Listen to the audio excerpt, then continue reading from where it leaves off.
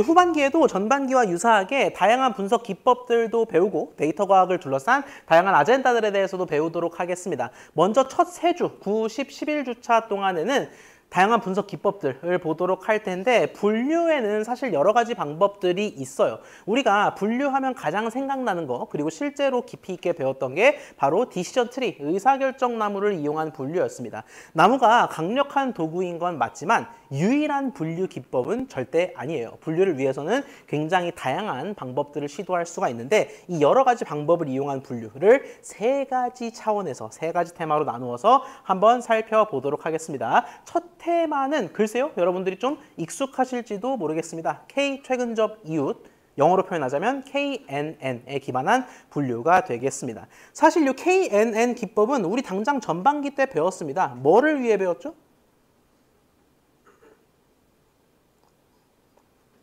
그 시험이 지난주였죠?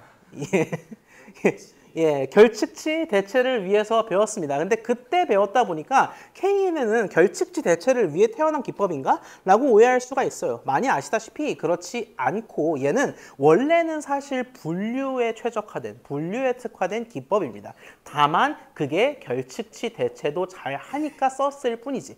그래서 사실 이 K 최근접 이웃이라는 기법은 분류에 굉장히 많이 쓰이는, 널리 쓰이는 기법인데 어떻게 KNN으로 분류를 수행할 수 있는지, 결칙 대체는 어찌어찌 했는데 분류가 어떻게 되는지 한번 우리 잠깐의 시간을 들여서 한번 살펴보기로 하겠습니다. 우리 속담에 이런 말이 있죠. 가재는 개편, 솔개는 매편. 데이터는 뭘까? 데이터는 이웃편, 네이버 편이라는 겁니다. 자, 내가 여기 있다라고 생각을 해볼게요. 내가 어디냐? 예, 여기 있습니다. 제가 제 위치를 표시해 드렸죠. 이렇게 사람 하나가 있습니다. 이게 저예요, 저. 자, 제 밑에 뭔가 있습니다. 뭔가 있는데 둘 중 하나예요. 제 발 밑에 보물이 있거나 지뢰가 있거나 마인이나 트레저 둘 중 하나입니다. 뭐가 있는지는 몰라요. 내가 내 발 밑에 뭐가 있는지를 맞춰보려고 해. 보물이라면 파야 될 거고 지뢰라면 피해야 될 텐데 내 밑에 뭐가 있을까? 이때 우리가 떠올릴 수 있는 개념이 데이터는 이웃편이다. 즉 이웃 친화적으로 생각하면 내 밑에 뭐가 있는지 간파할 수 있겠다라는 겁니다. 예를 들어 내가 이런 파란색 원주, 원의 둘레를 생각해 보도록 하겠습니다. 어떤 거? 요거를 한번 생각해 보겠습니다. 자, 요 원둘레를 생각을 했을 때 나랑 가장 가까운 이웃 몇 개가 있는 거냐면 하나가 있는 겁니다. 내 이웃 하나.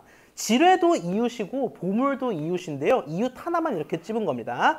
자, 근데 이웃 하나를 찝었을 때 우연찮게도 그 이웃의 정체는 보석이었습니다. 그러면 나는 데이터는 이웃편이라며. 그래서 내 이웃 한 놈을 보고 결정 내린 바로는 내 밑에 보물이 있을 것이다 라고 추측을 하는 겁니다. 자, 그런데 문제는 이거는 근시안적인 편협한 사고입니다. 원주를 조금 넓혀볼까요? 어떻게?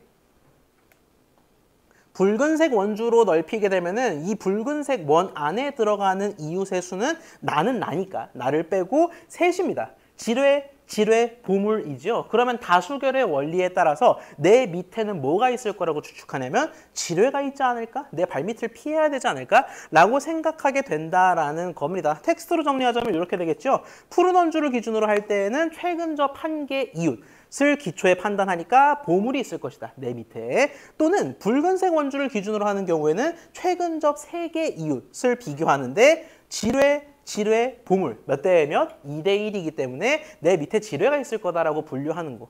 아주 간단하고 직관적이죠. 우리 이거를 KNN이라고 합니다. 우리가 결칙치 대체했던 그때와 논리 자체는 비슷해요. 결칙치를 대체했던 그때는 어떤 식으로 우리가 대체를 했지요? 나랑 가장 가까운 몇 놈, 이 가지는 속성의 평균을 내든 가중평균을 내든 해서 일단 나랑 가장 가까운 놈들이 누구인지 K개를 선별한 다음에 걔들의 평균을 때렸잖아. 얘도 똑같아요. 나랑 가장 가까운 한 놈, 너 보석이네. 나랑 가장 가까운 3놈? 보석, 지뢰네. 이렇게 다수결의 바탕으로 판단을 하는 것. 이게 바로 KNN이고 그때 K는 뭐다? 바로 최근접 이웃의 수가 되겠습니다. 말로 또 풀어서 써볼까요? K nearest neighbor. K에는 기법은요. 우리말로는 K 최근접 이웃이라고 얘기를 하는데 가장 가까운 이웃 K개를 바탕으로 분류를 수행하는 기법을 뜻하겠습니다. 자, 우리가 보통 데이터 분석 기법을 배울 때 가장 많이 쓰이는 표현 중에 하나가 바로 학습입니다. 학습. 학습해서 나무 만들고 학습해서 학습용 데이터로 회귀식 만들고 했잖아요. 근데 얘는 사실 학습이라고 간주하기에는 좀 어렵습니다. 왜? 새로운 데이터가 주어지면 그때그때 거리 연산을 통한 분류가 이루어진다라는 거죠. 다시 말해서 우리가 가지고 있는 데이터는 사실 요거예요. 사람도 없어. 우리가 가지고 있는 오리지널 원본 데이터는 요거다라는 거예요. 이 상태에서 뭘 학습합니까? 아니에요. 얘는 그냥 데이터가 시트 형태로 주어져 있는 거예요. 내가 그걸 기하학적으로 표현했을 뿐이지. 우리가 언제가 되어서야 연산을 하냐면 나의 위치가 정해졌을 때 그때 돼서야 나랑 얘가 어느 정도 거리고 조금 에코가 있는 것 같죠?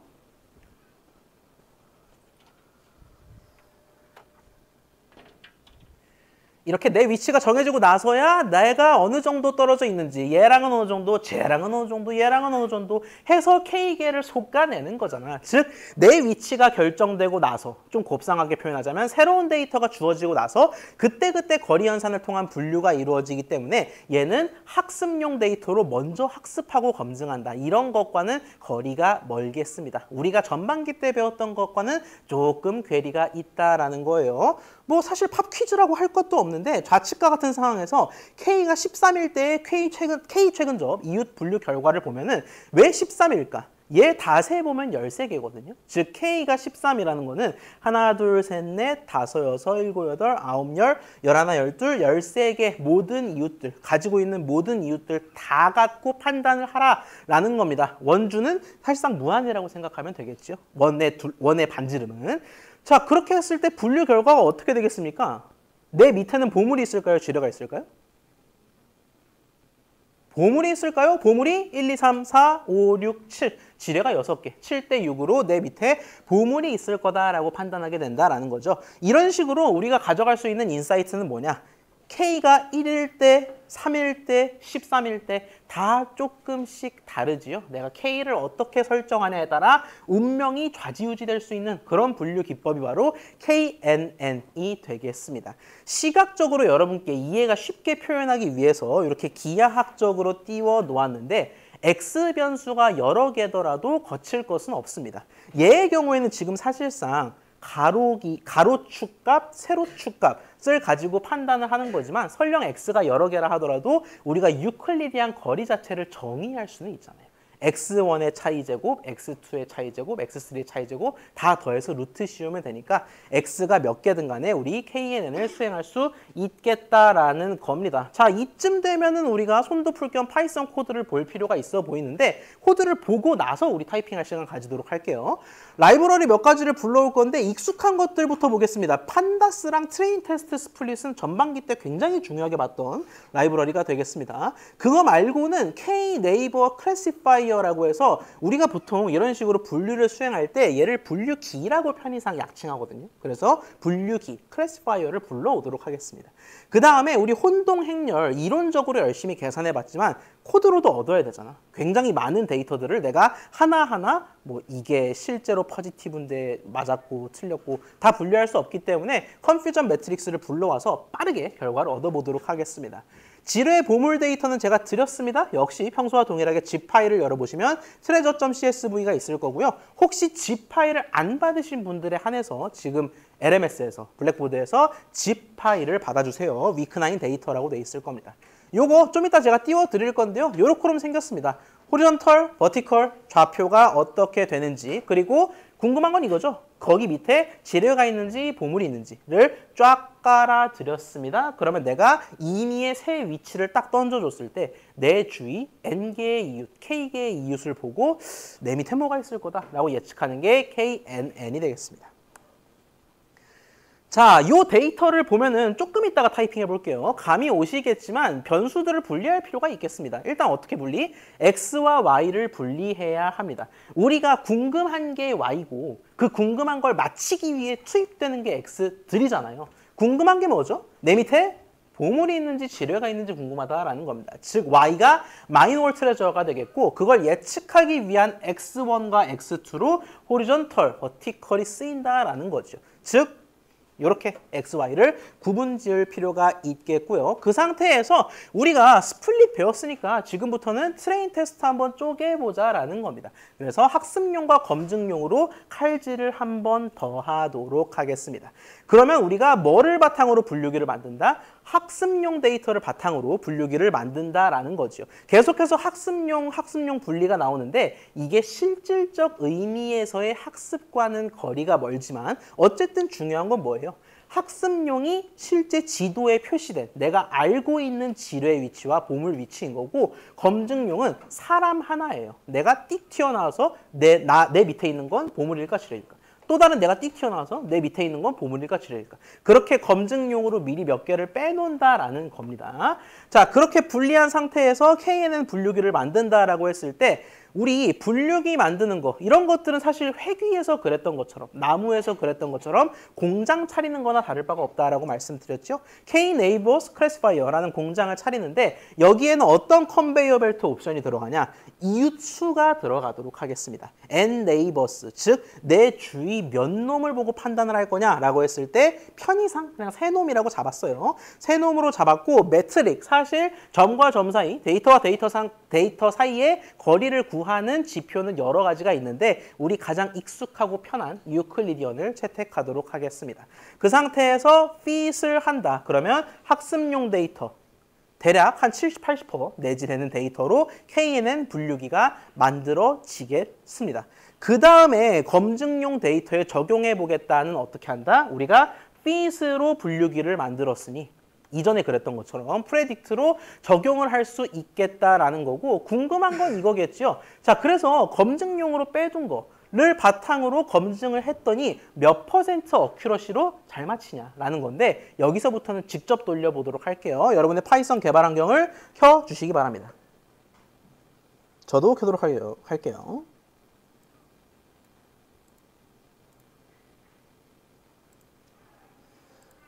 자, 오늘 데이터셋으로 제가 한 6개 정도 되는 파일을 드렸는데 일단 다 올리겠습니다.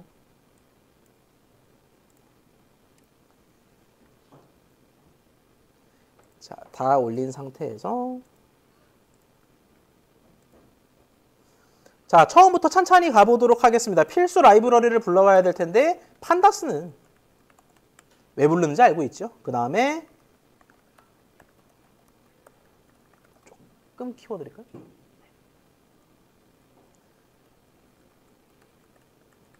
KNN 수행을 위한, 특히 KNN 분류 수행을 위한 K-Neighbors Classifier를 불러오도록 하겠습니다. 그 상태에서 우리 익히 알고 있는 트레인 테스트 스플릿.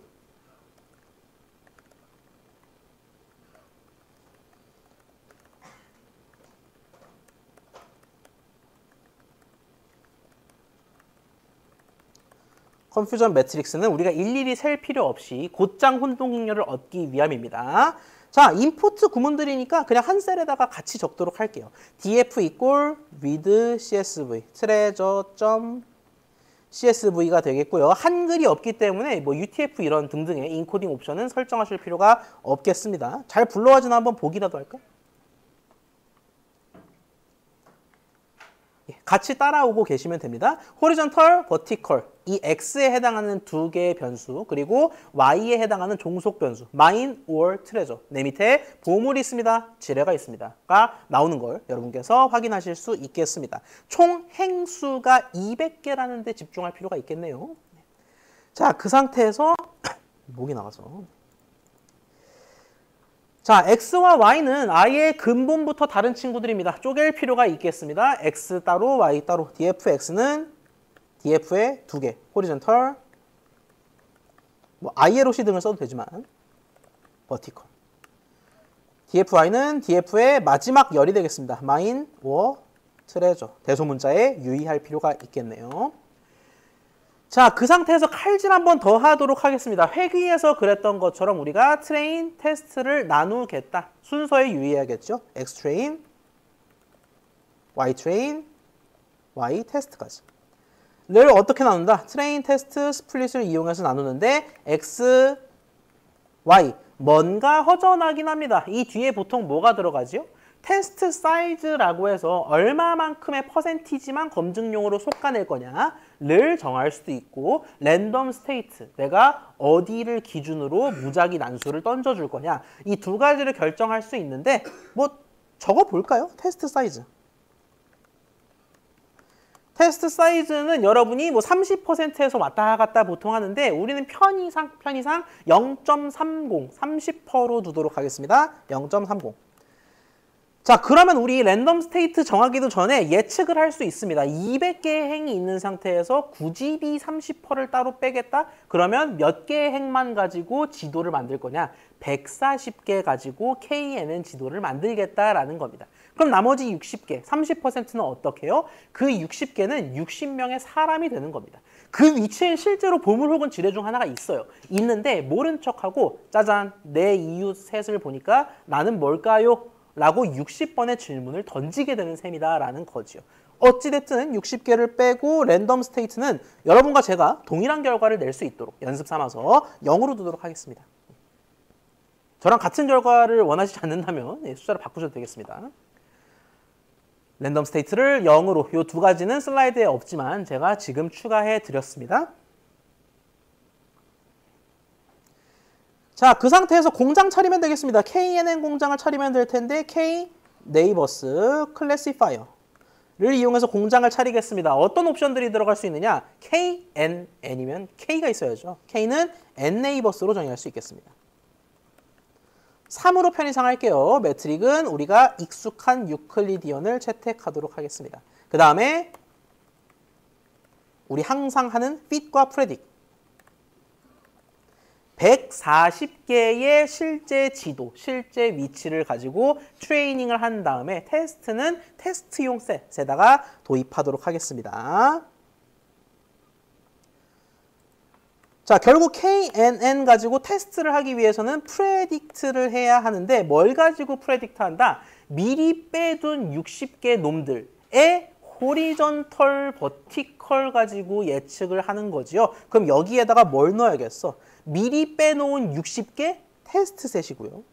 호리존털, 버티컬, X입니까? Y입니까? X지요. 그래서 X 테스트를 넣어주도록 하겠습니다. 이 괄호 안에 X 테스트를 넣어주는 게 자연스러워야 돼요. 그래야 여러분이 스플릿과 KNN을 맞게 이해하고 계신 겁니다. 왜 X 테스트냐? 아, 미리 빼둔 걸로 검증해야 되니까 30%에 해당하는 테스트. 아, 그리고 어차피 우리가 밑에 뭐가 있는지 알지만 모른 척하고 찍어보는 거니까 X값, 즉 가로, 세로, 좌표 가지고 예측해보자라는 겁니다. 그럼 결과가 나오겠죠? 야, 내 주위 셋 이웃을 놓고 봤더니 나는 아무래도 보물이 밑에 있는 것 같아. 그 결과가 어디에 들어가야겠다? 새 변수에 들어가야겠다라는 겁니다. Y 프레딕은 없는 변수입니다. 새로 만드는 변수고 얘가 바로 예측 60개 Y. 실제 60개 Y는 Y 테스트에 있지요. 결국 뭐다? 두 가지를 비교하면 된다. 실제 60개 Y인 Y 테스트와 예측 60개 Y인 Y 프레드.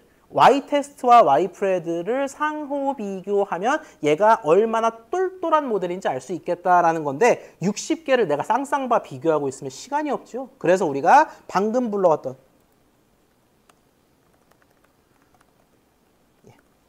우리 수업 통틀어서는 처음 써보는 것 같습니다. 컨퓨전 매트릭스를 활용하도록 하겠습니다. Y 테스트, Y 프레드 두 개를 비교하는 거죠. 그리고 레이블즈를 적는데 이 레이블즈는 무슨 역할을 하느냐? 그냥 2x2 매트릭스를 띡 던져두면은 뭐가 헷갈리냐면 어느 행이 뭔지가 헷갈려요. 1행이 보물인가? 2행이 보물인가? 헷갈리는 걸 막기 위해서 순서를 결정해주는 역할이라고 보시면 되겠습니다. 저는 편의상 그리고 요 두 가지로 순서, 레이블 순서를 결정했음을 알려드립니다. 타이핑할 시간 마저 드리고 실행 한번 해볼게요.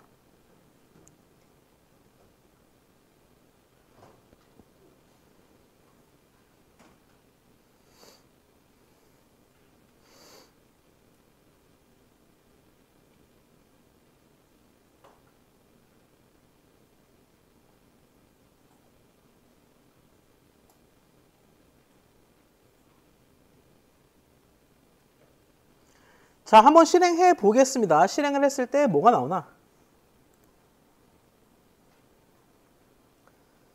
자, 컨퓨전 매트릭스라고 마지막 줄에 외쳤기 때문에 에코로 돌아옵니다. 뭐가 돌아오냐면 혼동행렬 그 자체가 돌아오는데 혼동행렬의 값으로도 우리가 제대로 돌아갔다라는 걸 유추할 수 있습니다. 왜? 29 빵빵 31를 모두 더했더니 예순이잖아요. 예순은 뭐다? 곧 30%로 빼놓은 행 개수이기 때문에 30%로 빼놓은 테스트 데이터에 대해서 맞게 돌아갔다라는 걸 알 수가 있고요. 거기서 한 술 더 떠서 마인 트레저 순이라며요. 마인 트레저 순인 거죠. 마인을 마인이라고 자신 있게 외친 게 29번인 거고 트레저를 트레저라고 자신 있게 외친 게 31번이라는 겁니다. 틀린 건이 한 건도 없습니다. 그럴 수밖에 없죠. 제가 그렇게 적당하게 조작을 했으니까. 예. 어쨌든 이렇게 결과가 나오고 액큐러시는 100%, 1이 되고 에러 레이스는 0인 그런 KNN 분류기가 만들어졌다라고 보시면 되겠습니다. 밑에는 제가 실제로 이 결과가 나오는 건 아닙니다. 우리가 돌렸을 때 이렇게 29, 00, 31이 나오기 때문에 슬라이드와는 결과가 다르거든요. 근데 이 민감도 특이도 복습 한번 해보시라고 드린 문제니까 한번 풀어보시기 바랍니다. 별건 없고 이 컨퓨전 매트릭스 자체를 복습해보라고 드린 문제가 되겠습니다. 여기까지 혹시 질문 있나요? 자, 없다면은 요 내용 한번 언급드리도록 하겠습니다. KNN이 분류에 최적화되어 있다. 그래서 이런 식으로 분류를 수행한다라고 말씀드렸습니다. 생각보다 쏠쏠하고 무엇보다도 가장 직관적인 분류 기법 중 하나입니다. 오늘 배우는 것들 중에서는 가장 쉽지 않을까 하는 생각이 들어요. 자, 그런데 이 친구가 분류를 하지만 회귀도 한다라는 겁니다. 마치 의사결정나무가 분류도 하지만 회귀도 했던 것처럼 다시 말해서 내 밑에 다이아몬드, 지뢰 다이아 문제에서 벗어나겠습니다. 무조건 다이아가 박혀있다라는 가정하에 내 밑에 다이아가 얼마짜리인가를 예측하는 거. 이건 순식간에 분류가 아니라 회귀 문제, 예측 문제가 돼버렸죠. 얘를 어떻게 우리가 할 수 있다? 이웃이 2, K가 2입니다. 자연수 2, 2라는 가정하에 빨간 원주를 보면은 내 이웃은 100K짜리랑 300K짜리 둘이 있다. 그러면 내가 100K, 300K의 평균인 200K가 내 밑에 묻혀있을 거다 라고 생각할 수도 있고 유니폼리하게 생각할 수도 있고 또는 그래도 가까이에 있는 놈이 훨씬 비싼 거니까 가중치를 부여하면 200K보다는 더 비싼 게 내 밑에 있지 않을까? 라고 생각할 수 있겠습니다. 어디서 많이 봤던 장면입니다. 이거 뭐 하는 거죠? 결칙치 대체했던 그때랑 논리가 똑같습니다. 결국 KNN은 분류에서 시작하는 기법인데 정작 회귀도 이렇게 잘 수행하고 회귀를 수행하는 메커니즘을 보니까 야 이거 한 칸 비어있을 때 대체하는 용도로 쓸 수 있겠다. 라는 점에서 우리가 결칙치 대체로서 KNN을 미리 배운 겁니다. 그렇게 이해하시면 되겠고 오늘은 KNN에 특히 분류에 초점을 맞추어서 진행했다라는 말씀을 드릴 수가 있을 것 같아요. 손 한번 풀어보죠. 엑서사이즈 1 풀 시간을 드리도록 할 텐데 델리 1.csv, 델리 2.csv를 제가 드렸습니다.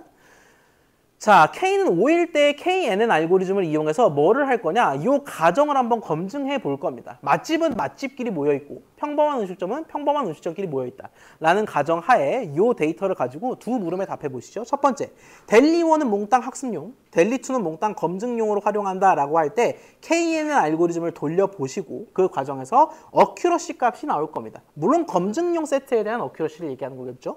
어큐러시가 얼마인지 한번 찾아보시기 바라고요. 두 번째, K가 5일 때라고 말씀드렸습니다. 여러분이 열심히 계산을 했을 텐데 이론적으로 5가 아니라 4일 때 무슨 문제가 벌어질지 한 가지만 한번 생각해 보시기 바랍니다. 이 문제 풀 시간 가져보도록 하겠고요. 질문 있다면 바로 손 들어주시죠.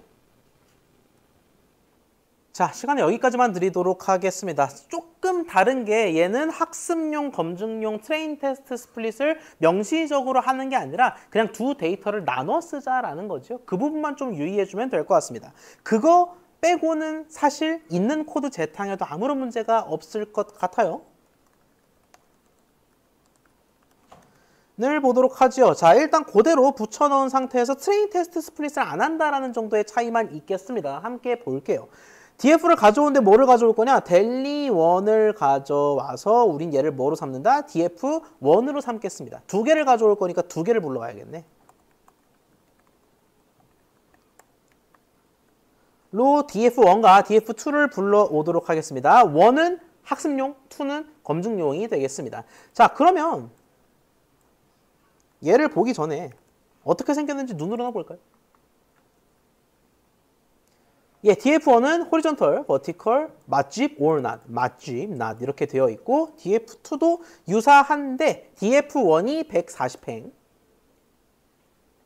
DF2가 60행으로 이렇게 7대3으로 나눠져 있는 걸 여러분이 확인하실 수 있을 겁니다. 이 상태에서 이 코드 중에서 살릴 건 살리고 버릴 건 버리면 되겠습니다. 자, 일단 X와 Y가 나뉘냐? 나뉩니다. 그럼요. 맛집이냐 아니냐가 우리가 알고 싶어하는 Y 변수가 되겠고요. 그걸 위해서 우리가 열심히 X1, X2 격으로 horizontal, vertical을 쓰는 겁니다. 앞에서 봤던 거랑 거의 똑같은 상황인 거죠. 즉 dfx는 그대로 dfy는 맛집으로 낫이 되겠습니다. 자, 그 상태에서 트레이닝 테스트 스플릿을 따로 하지 않겠습니다. 다만 유의할 거는 뭐다? 요렇게 df1은 원대로 xy를 나누어야 되고 또 2는 2대로 나누어야 한다라는 겁니다. 통합 데이터 프레임이 아니기 때문에 학습용 검증용이 따로 놀기 때문에 df1은 원대로 xy 나누고 2는 2대로 xy 나누고 여기서 아마 좀 사소한 실수를 범한 분들이 있을 겁니다. 자, 그 상태에서 K 네이버 클래시파이어 분류기를 생성하는데 분류기 자체는 어디에 근거해서 돌아간다고요? 학습용 지도에 근거해서 돌아간다라는 거죠. KNN은 그럼 어떻게 만들어야겠어? 5를 K로 둔 채 유클리디언을 이용해서 공장을 차려놓고 아직은 데이터 안 넣었다. 언제 넣는다? fit에서 넣는다라는 겁니다. X와 Y를 넣는데 모두 트레이닝 셋에 있는 걸 넣어야 되죠. 어디 있다? 여기 있겠습니다. 자, 그 상태에서 실질적인 예측은 뭐를 가지고 하냐면 df2의 x를 가지고 예측을 하겠습니다. 그 결과는 이런 식으로 표현하면 좀 깔끔하지 않을까요? df2y를 실제로 아는데 예측 한번 내가 해보았어요라는 거죠. 자, 그러면은 뭐랑 비교한다? 실제 y랑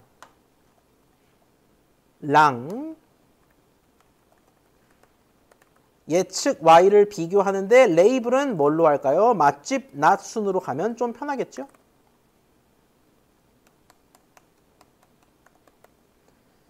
네, 이 정도면 더 건드릴 사항은 없어 보입니다.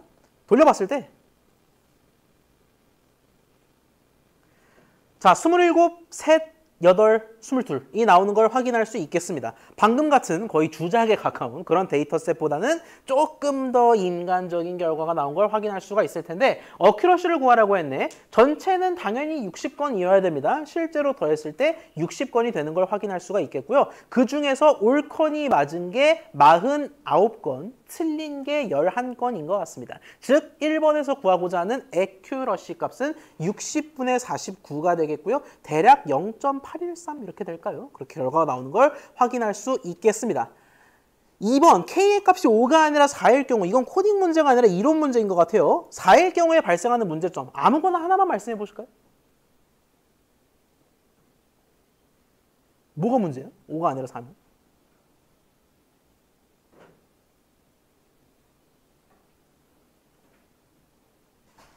뭐가 문제일까요? 좋습니다. 근데 사실 의도했던, 그러니까 좋은 접근인데 의도했던 거는 5랑 4가 가지는 결정적인 차이였거든요. 4가 있을 때는 무슨 문제가 있을까요? 좋은 접근이긴 합니다. 네.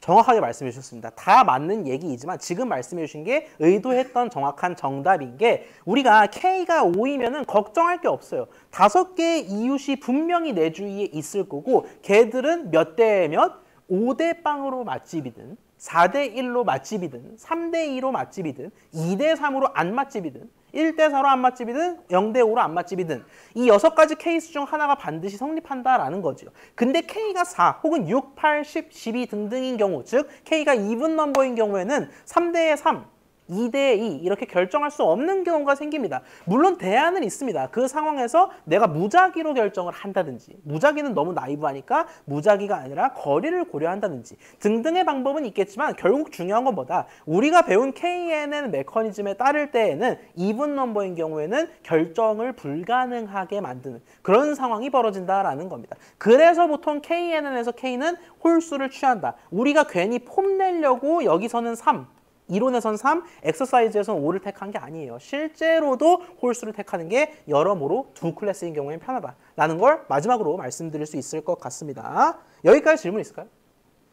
자, 없다면 두 번째 테마로 넘어가도록 하겠습니다. 사후 확률과 나이브 베이즈 분류에 대해서 볼 건데 나이브 베이즈가 분류 기법의 이름이에요. 나이브 베이즈라는 기법을 테마 2 내내 볼 건데 그 과정에서 이 사후 확률이라는 개념을 나이브 베이즈가 이용합니다. 그래서 사후 확률 그리고 NB 분류에 대해 지금부터 살펴보도록 하겠습니다. 정의 먼저 볼까요? 보통 NB로 많이 축약을 합니다. 나이브 베이즈는요. 사후 확률을 계산해서 그 값에 기초하여 우리가 분류를 수행하는 방법을 일컫겠습니다.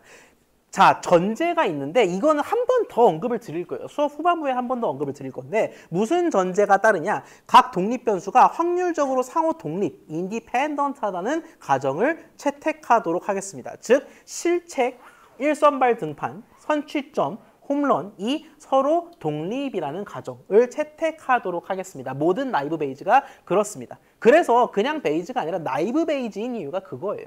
저 가정이 대충 맞겠지 싶어서 이렇게 순진하게 독립적인 확률을 계산하는 그게 바로 나이브 베이즈 기법이 되겠습니다. 통계적으로 아주 깊이 들어가는 건 우리 수업 수강하는 분들의 배경이 다양하기 때문에 너무 깊이는 안 들어갈 거고 우리가 반드시 이해해야 하는 수준까지만 볼 거니까 너무 겁먹지 마세요. 자, 고려대학교 야구부의 가상 데이터를 제가 만들어 드렸습니다. 실제 데이터가 아니고 가상으로 고려대학교 야구부의 10게임 데이터를 이렇게 맹글어 놨습니다. 고려대학교 야구부 기준입니다. 즉 상대는 상대인 거고 우리 야구부 기준으로 우리 팀이 실책을 범했나? 5. 맞다고 기록한 겁니다. 1게임에서 실책이 있었는데 우리 팀 1선발이 나왔나? 2선발, 3선발인가 봐요. 우리 팀 선취점 얻었나? 그렇대요. 우리 팀 홈런은 못 쳤대요. 그 결과 우리 팀이 상대를 꺾었다라는 게 게임 1, 1행의 데이터가 되겠습니다. 마찬가지로 10개의 행을 해석할 수가 있겠습니다. 3행의 경우에는 실책했고 1선발 없었고 선취점 얻었고 역시 똑같이 홈런 안 쳤을 때 얘는 승리, 뭐 XOX 패배, XXO 승리 이렇게 여러 가지 데이터가 있는 걸 확인할 수가 있겠고요. 10경기 중에 승률이 어떻게 될까요? 세보라는 거겠죠? 승률이?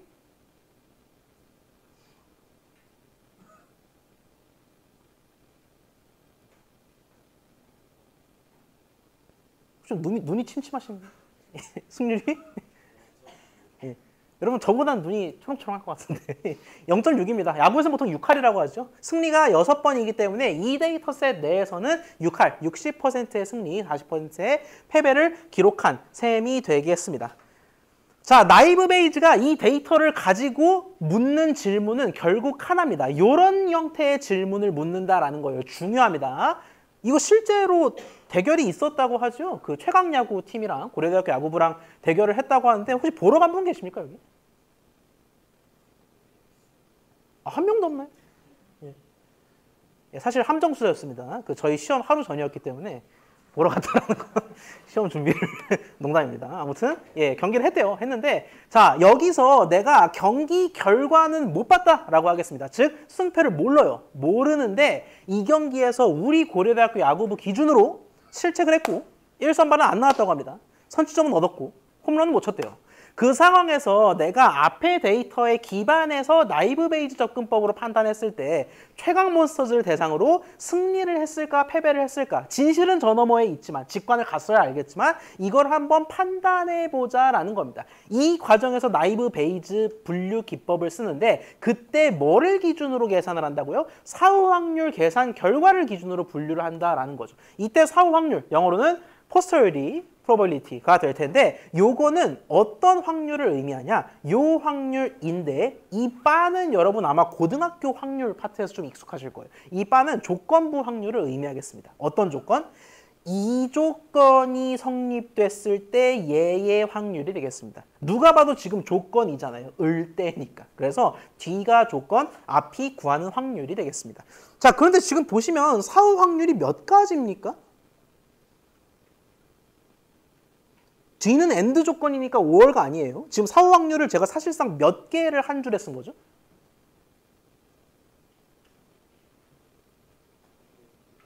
두 종류인가요? 고려대학교가 이런 상황에서 승리했을 사후 확률이 승리 사후 확률이 되는 거고요.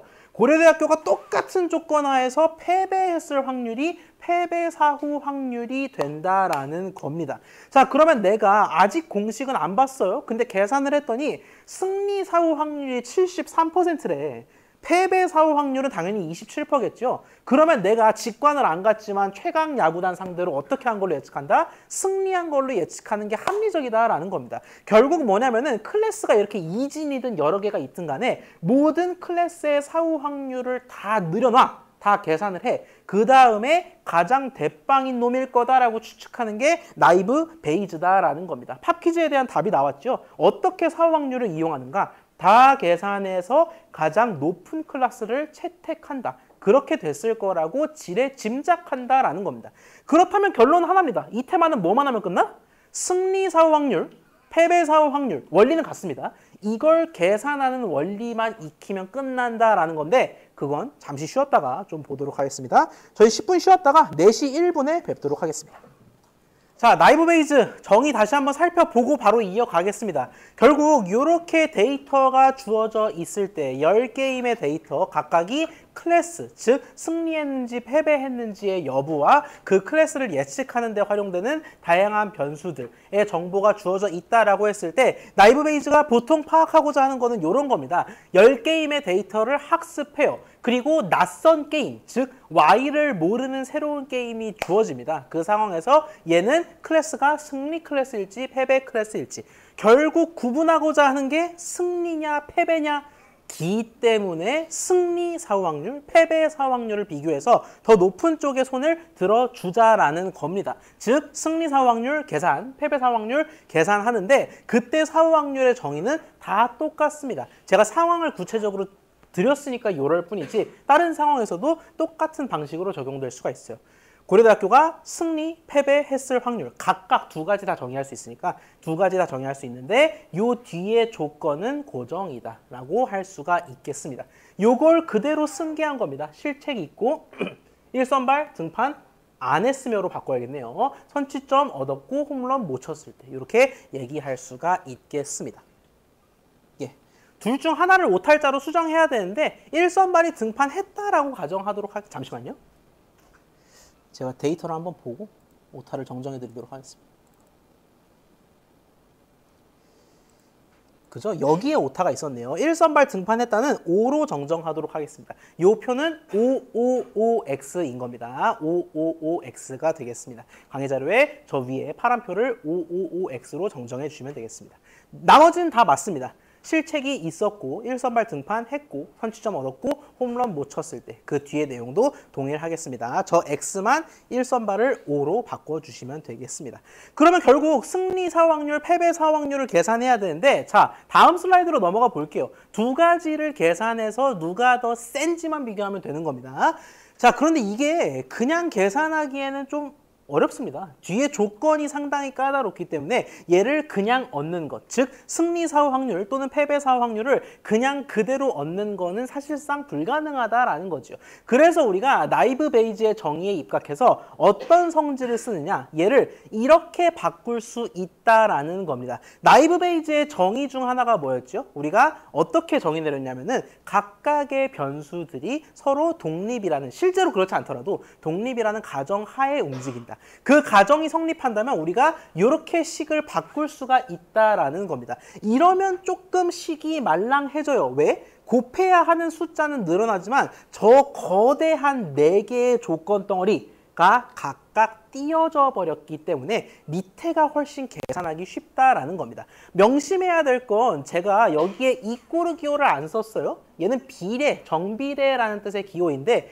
비례한다는 맞지만 이꼬르는 틀린 말입니다. 그 점 명심해 주시고 이 점에 대해서는 제가 한 번 더 나중에 언급을 드리도록 할게요. 자, 어떻게 우리가 분리할 수 있느냐? 일단 왼쪽 거, 이 바의 왼쪽에 있는 거를 앞으로 당겨 오도록 하겠습니다. 즉 고려대학교가 승리할 확률을 따로 뗄게요. 그리고 중요한 건 뭐였어요? 저 네 가지가 덕지덕지 붙어 있는 저 콤비네이션을 하나하나 뜯는 게 핵심이라고 했지요. 어떻게 뜯냐? 순서를 바꿔서 뜯는다고 보시면 되겠습니다. 즉 조건과 실제의 순서를 뒤집은 다음에 조건들을 하나하나 떼면 그게 곧 곱셈이 된다라는 겁니다. 하나하나 떼면 실책이 있었을 확률, 1선발 나왔을 확률, 선취점 있었을 확률, 홈런을 못 쳤을 확률로 나눌 수가 있겠고 뒤집었으니까 조건은 뭐가 되겠어요? 승리했을 때가 되겠죠. 항상 조건부 확률은 뒤가 조건이라는 거 기억하실 겁니다.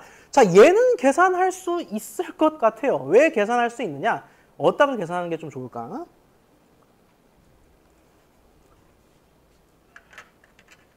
스크린을 아예 올려서 계산을 해볼까요? 자, 이 상태에서 계산해 보도록 하겠습니다. 위는 어렵지만 밑은 쉽다. 고려대학교가 승리할 확률이라고 되어 있는데 이거 쉬는 시간 직전에 제가 언급 드렸던 것 같아요. 10경기 중에서 우리 승리가 6경기인 걸 직접 셌지요. 그 말인즉슨 승리할 확률이 10분의 6으로 표기할 수 있다라는 겁니다. 약분을 따로 안 하겠습니다. 왜냐하면 어차피 뒤에 숫자가 점점 복잡해지기 때문에 그때 한 번에 하는 게 편해요. 10분의 6이라고 나타낼게요. 으로 나타내겠습니다. 자, 그러면 두 번째 것도 쉽게 계산할 수 있겠습니다. 승리했을 때 실책이 있었을 확률인데 원래 데이터는 이렇게 큼직하거든요. 근데 제가 여러분 보시기 편하라고 승리 데이터랑 패배 데이터를 따로 솎아냈어요. 슬라이드에 그렇게 넣어드렸습니다. 승리한 6경기 데이터만 따로 끄집어낸 겁니다. 실책이 있었을 확률이 어떻게 됩니까? 승리했을 때는 총 6경기입니다. 즉 6분의 머시기가 될 텐데 그중에서 실책이 있던 경기가 몇 경기입니까? 승리한 6경기 중에? 3경기죠. 그렇기 때문에 6분의 3이 되겠고 마찬가지 논법으로 계산할 수 있다라는 겁니다. 승리했을 때 1선발이 등판했을 확률. 이게 슬라이드가 자꾸 움직이는 거죠. 예. 살짝 움직이는 것 같은데. 1선발이 등판했을 확률은 동그라미를 계산해 보니까 1개인 것 같습니다. 그리고 선취점을 얻었을 확률인데 선취점이 5인 게 역시 3개고요. 홈런을 못 쳤을 확률이니까 X를 세야 될 것 같습니다. X. 어차피 3대 3이네. 이 되겠습니다. 그럼 결국 뭐냐? 얘가 정확한 확률은 아닙니다. 사실 얘가 승리 사후 확률 그 자체일 수는 없는 게 지금 0점 몇을 계속 곱하니까 되게 숫자가 작겠죠. 그래서 적어도 얘가 전체 확률은 아닌 것 같아. 근데 비례하는 게 알려져 있으니까 어떻게 우리가 결론적으로는 표현 가능하다? 10 곱하기 6에 약분을 하는 게 나을 것 같네요. 요건 하고 계산해 보도록 하겠습니다. 5분의 3 곱하기 2분의 1 곱하기 6분의 1 곱하기 2분의 1 곱하기 2분의 1이 되겠습니다. 얘를 계산하면 얼마? 3, 6이 2로 가겠고요. 몇 분의 몇일까요?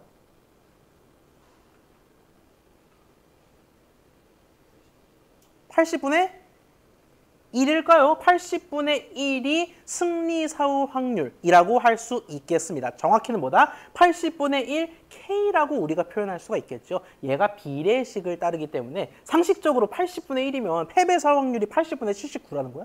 그렇게 클 리가 없잖아. 그렇기 때문에 80분의 1 K로 우리가 정리할 수가 있겠습니다. 제가 여기 미리 담아둘게요.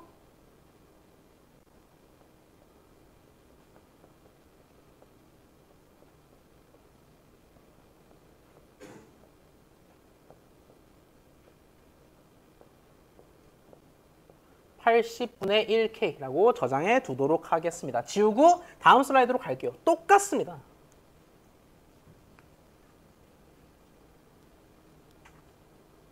이번에는 패배로만 모든 글자를 바꿔주면 되는데 바꿀 거면 다 바꿔야 되지요. 즉 여기 패배뿐만이 아니라 뒤에 조건들도 패로 바꿔야 한다라는 겁니다. 그 말인즉슨 우리가 어디에서 논의를 이어가야 된다? 패배한 4경기 데이터셋에서 논의를 이어가야 된다라는 겁니다. 일단 가장 쉬운 거 고려대학교가 패배할 확률은 10분의 4라고 할 수 있겠습니다. 그 상태에서 몽땅 다 4분의 뭐씩이겠죠? 실책이 있었을 확률은? 좋습니다. 4분의 1이 되겠고요. 나머지는 일사천리로 계산할 수가 있겠죠. 일선발이 등판했을 확률은 4분의 1. 선취점을 얻었을 확률도 4분의 2군요.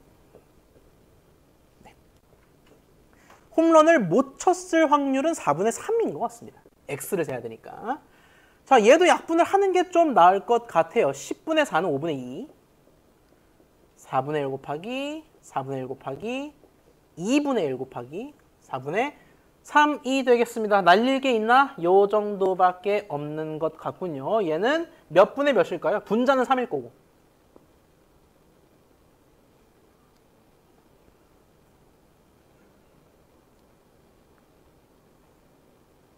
얼마일까요? 분모가.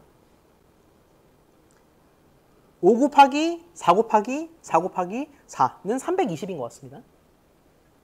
320분의 3 K라고 할 수 있겠습니다. 비례를 활용할 때에는 둘이 비례 개수가 동등하다라고 두는 게 편할 겁니다. 그래서 320분의 3K 이렇게 K로 놨을 때 요렇게론 표현이 가능하겠는데 얘 뭔가 320, 80이 연관성이 있어 보입니다. 그래서 어차피 K는 그냥 상수 취급이니까 K 프라임 형태로 표현하자면 양변이라고 하기에는 위아래지만 위아래 320씩 곱했을 때 얘는 이 될 거고 얘는 이 될 겁니다. 결국 승리 사후 확률 대 패배 사후 확률의 비가 몇 대 몇?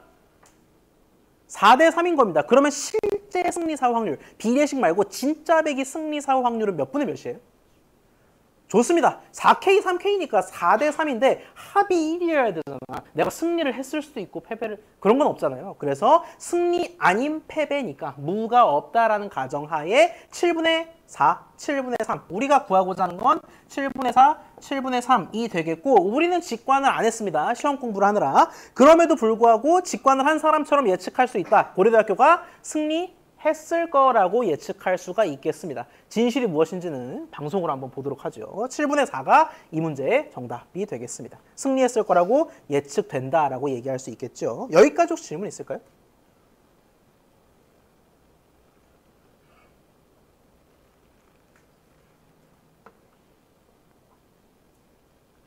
자, 결국 여기서 확장한다면은 거기서 거기입니다. 우리가 반드시 이진 분류만 하지 않을 수도 있어요. 예를 들어서 뭐 어떤 것들이 있을까요? 이 사람의 그 VIP 등급을 예측하려고 해. 골드 회원인지 다이아 회원인지 플래티넘 회원인지. 그러면은 얘는 3지, 세지 선다 분류인 거잖아요. 그렇다 하더라도 결국 사후 확률을 몇 개 계산하면 돼? 동일한 논법으로 3개 계산해서 비례식 똑같이 세운 다음에 세 사후 확률 중 가장 맥시멈이 뭐냐? 그 클래스를 택하면 되는 겁니다. 결국 이 나이브 베이즈 논법 하나로 굉장히 많은 분류 문제를 해결할 수 있다라는 걸 여러분께 말씀드리고 싶었습니다. 근데 궁금한 점이 두 가지가 있습니다. 궁금보다는 의문스러운 점일 것 같은데요. 첫 번째로 좀 지우개를 쓸게요.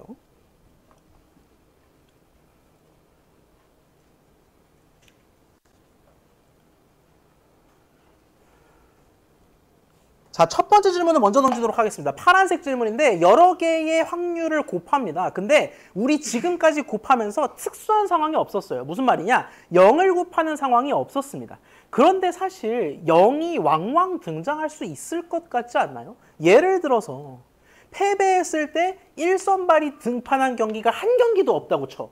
그러면은 얘는 뭐예요? 4분의 빵이 되는 거잖아요. 그러면 확률을 곱하는 과정에서 독립 가정에 따라 확률을 곱하는 과정에서 조건부 확률 중 하나가 0이 돼버리고 우리 0에는 뭘 곱하든 0이죠. 그렇기 때문에 전체 값이 0이 돼버리는 문제가 생긴다라는 거예요. 그러면은 그 사후 확률이 아무런 의미가 없어지죠. 자, 이런 상황 분명히 등장할 수 있습니다. 특히 데이터셋이 작고 변수가 많을 때는. 그럴 때 우리가 어떤 방법을 취해줄 수 있냐? 한글로는 라플라스 보정이라고 하는 라플라시안 코렉션을 우리가 도입할 수가 있겠습니다. 원리가 아주 간단해요. 0인 게 문제잖아요. 4분의 0 이런 값이 문제지 않겠습니까? 6분의 0. 그러면 분모와 분자에 미세한 값을 좀 더해주세요. 어떤 값은 괜찮으니까. 예를 들어 4분의 0이 말썽이야? 그러면 아주 미세하게 4 더하기 0.3분의 0 더하기 0.3 이라고 하면은 곧 죽어도 0은 안 되겠죠. 그렇기 때문에 이런 식으로 모든 값, 이 모든 값이 정확히 뭔지 헷갈려하는 분들이 굉장히 많은데 여기서 얘기하는 분모 분자의 일정 값을 다 더하는 건 어디에 해당되냐면 조건부 확률들에 해당을 하겠습니다. 얘가 0이진 않을 거 아니에요. 클래스 확률이. 그렇기 때문에 요것들 지금 우리가 푼 문제 기준으로는 하나, 둘, 셋, 넷 요 네 개의 분리된 조건부 확률들에 대해서 사이좋게 뭔가를 더하라라는 게 라플라스 보정의 의미가 되겠습니다. 그렇다고 해서 0이 발생한 그것만 더하면 안 돼요. 모두를 더해야 의미가 있는 거죠. 그렇기 때문에 0이 없더라도 라플라스 보정을 한다라고 천명한 이상 모든 분리된 조건부 확률들의 동일한 값을 분모 분자에 더해주겠다라는 겁니다.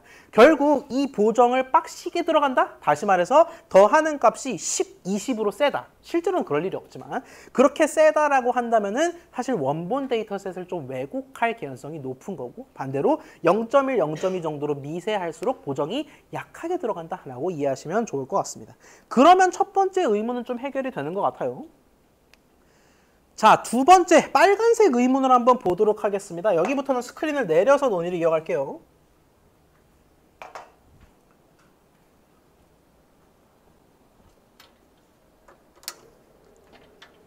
첫 번째로 여러 개의 조건부 확률을 곱하는 과정에서 0이 등장할 수가 있다. 왕왕 벌어질 수 있는 문제라는 거고요. 그 상황에서는 라플라스 보정을 쓴다. 모든 조건부 확률에 공평하게 분모 분자를 덧셈 때린다라고 말씀을 드렸습니다. 그 값이 커질수록 좀 왜곡이 세진다라는 거고요. 변수들이 서로 독립이라는 가정하에 우리가 나이브 베이즈를 썼습니다. 아주 대전제. 나이브라는 낱말의 존재 이유와도 같은 전제였어요. 근데 이게 맞나요?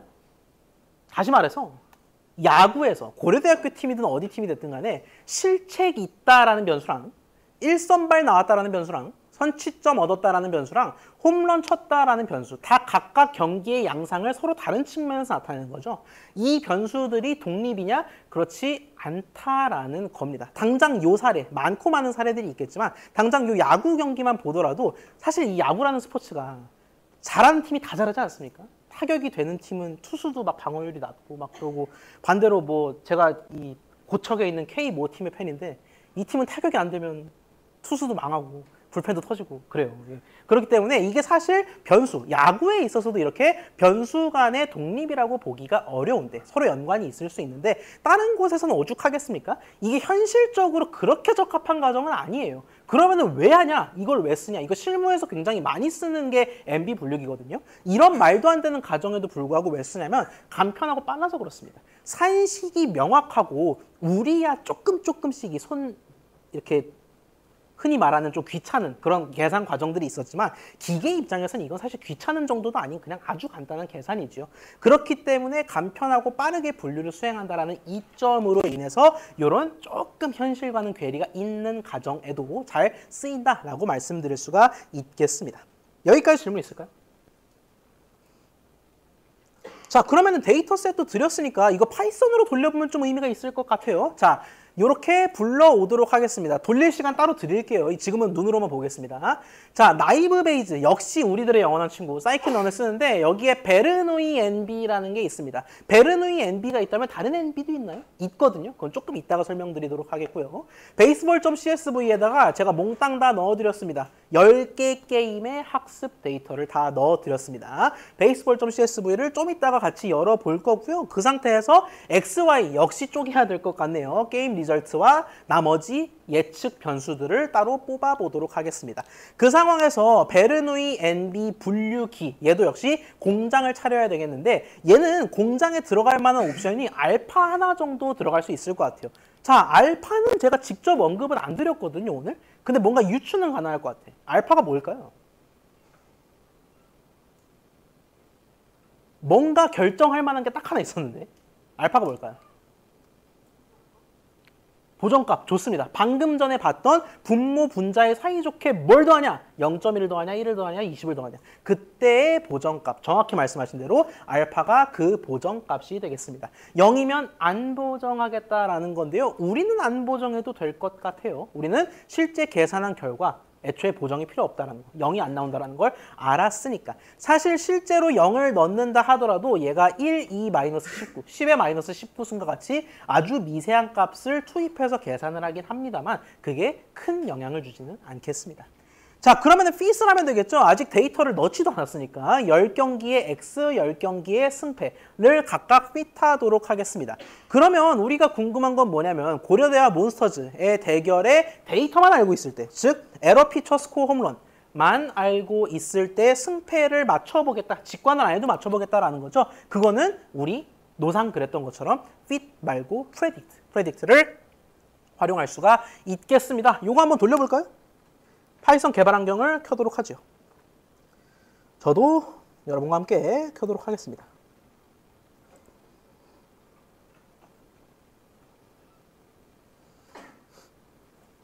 예, 지금 쓸 파일은 KU vs 몬스터즈가 되겠고, 그리고 baseball.csv 이 두 가지를 쓰도록 하겠습니다. 순서대로 가보죠. 이번엔 코드가 길지도 않습니다. import pandas as PD로 출발하도록 할게요. 그리고 scikit-learn에서 나이브 베이즈를 제공하는데 한 가지가 아니다. 우린 그 중에서 베르누이 나이브 베이즈를 쓴다.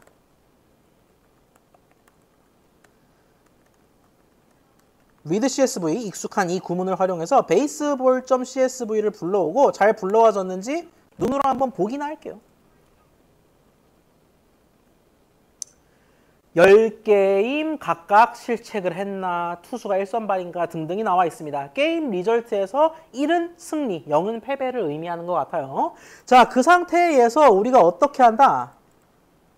dfx와 y를 쪼개도록 하겠습니다. 왜? 근본이 다르니까. 우리는 y, 즉 게임의 승패를 예측하기 위해서 나머지 모든 것들을 제물로 바치는 겁니다. 즉 에러도, 피처도, 스코어도, 하다못해 홈런까지도 다 x다라는 거죠. 그죠? 제물 변수에 불과하다라는 겁니다.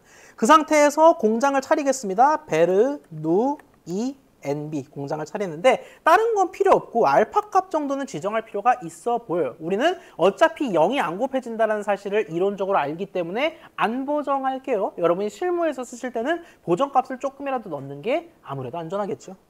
자, 그 상태에서 fit과 predict를 순차적으로 하겠습니다. fit은 뭐에 대해서? 10게임에 대해서. 그리고 predict는 뭐에 대해서? 한 게임. KU vs 몬스터즈에 대해서. 근데 KU vs 몬스터즈가 제가 CSV를 하나 더 드렸어요. 이거 어차피 그냥 사실상 한행 데이터이기 때문에 여러분이 데이터 프레임을 그냥 만드셔서 바로 집어넣으셔도 되거든요. 그게 좀 덜 귀찮으시라고 CSV를 따로 드렸습니다. 에러부터 홈런까지 딱 결과 빼곤 다 있어. 얘를 불러오겠습니다. with CSV를 이용해서 고려대 vs 몬스터즈를 불러오도록 하겠습니다. 그러고 나서 y predict, 즉 내가 승리했을지 패전했을지 예측하는 결과는 어떻게 얻을 수 있다? 나이브 베이즈의 predict를 이용해서 얻을 수 있겠다라는 겁니다. 코드가 길지 않았습니다. 다만 주목할 부분들은 이렇게 NB를 만드는 과정, NB 공장을 차리는 과정에서 보정값을 넣을 수 있다. 실수 보정값을 넣을 수 있다라는 거랑 이 fit과 predict를 독립적으로 활용해야 된다라는 거. 잠깐 타이핑할 시간 더 드리고 실행해 보겠습니다.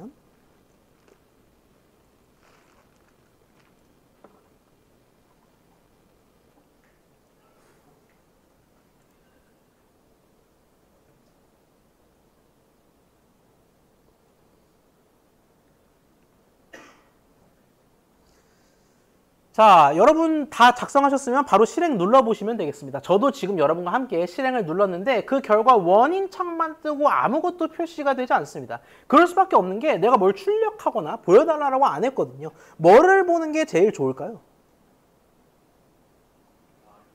Y predict, 결국엔 내가 승패를 찍어 맞히는 게 중요했으니까 정확히 말씀해 주신 대로 Y predict을 직접 꺼내 보는 게 가치가 있을 것 같습니다. 꺼내 먹어보겠습니다. 자, 그러면은 어레이에 딸랑 1 하나 이렇게 뜨는 걸 확인할 수가 있겠습니다. 어레이 1이라는 거는 y predict, 즉 1일까 0일까라고 때려 맞힌 결과가 1이다라는 건데 우리 1 방금 전에 뭐인 거 논의했지요? 승리라는 거 얘기했죠. 그렇기 때문에 승리라고 얘를 결정했다라는 사실을 우리가 포착할 수 있겠습니다.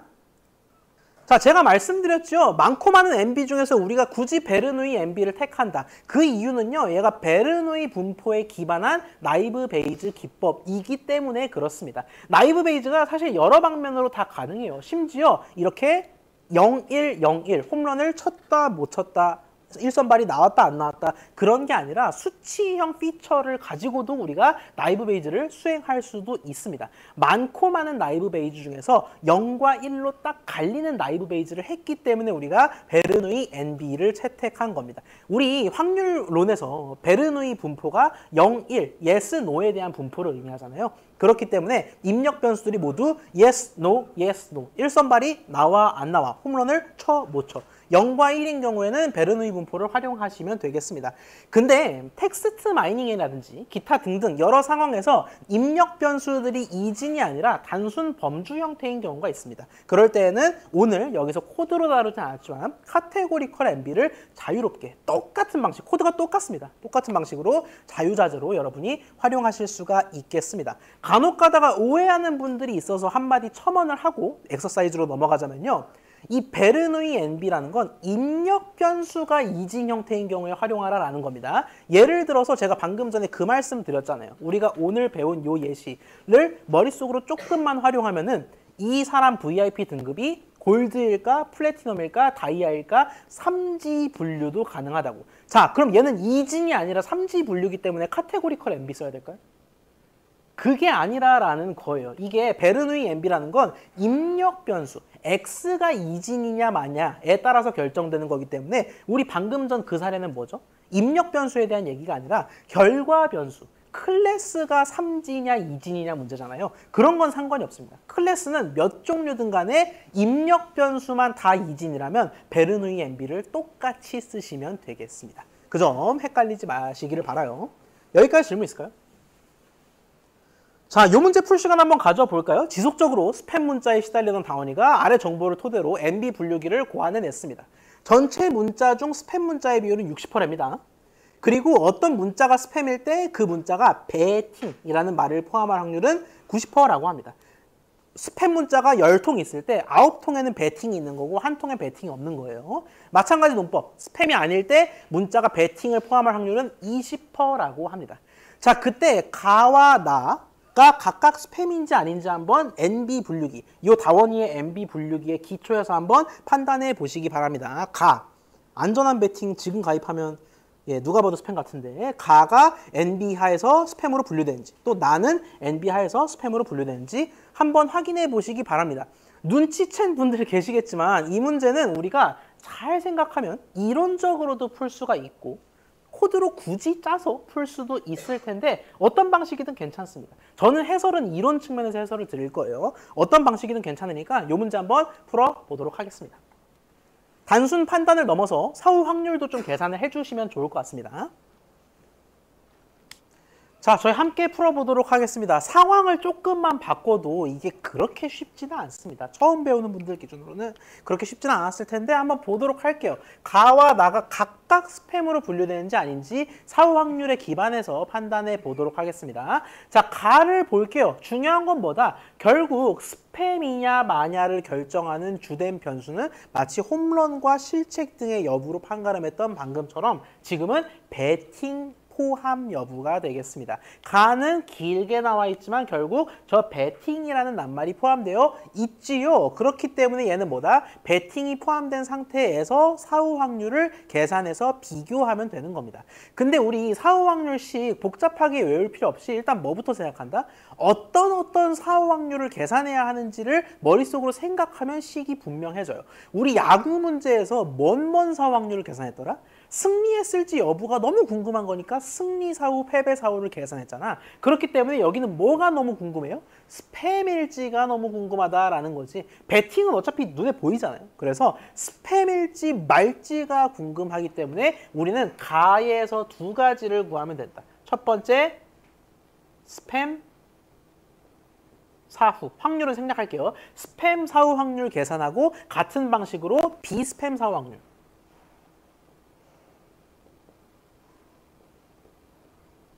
둘이 맞대결을 붙여서 더 큰 놈 손을 들어주면 되는 겁니다. 스팸 사후 확률을 계산해 보도록 하겠습니다. 정의에 입각했을 때에는 얘가 뭐다? 정직하게 정의 내리면 돼요. 베팅이 포함됐어. 지금은 베팅이 포함된 상태죠. 그러니까 베팅이 포함됐다. 상태에서 우리가 자, 요거를 계산하는데 이게 어려웠다니까? 그래서 얘를 어떻게 했냐면 일단 앞에 놈을 뺐어요. 대략적 프로세스만 기억하면 여러분이 몇 번만 연습해보면 금방 이거예요. 앞에를 먼저 뺐습니다. 계산하기 편하라고. 얘를 어떻게 했다? P 스팸 맞음. 을 뺀 다음에 그냥 뺍니까? 아니죠. 빼고 나서 뒤집었습니다.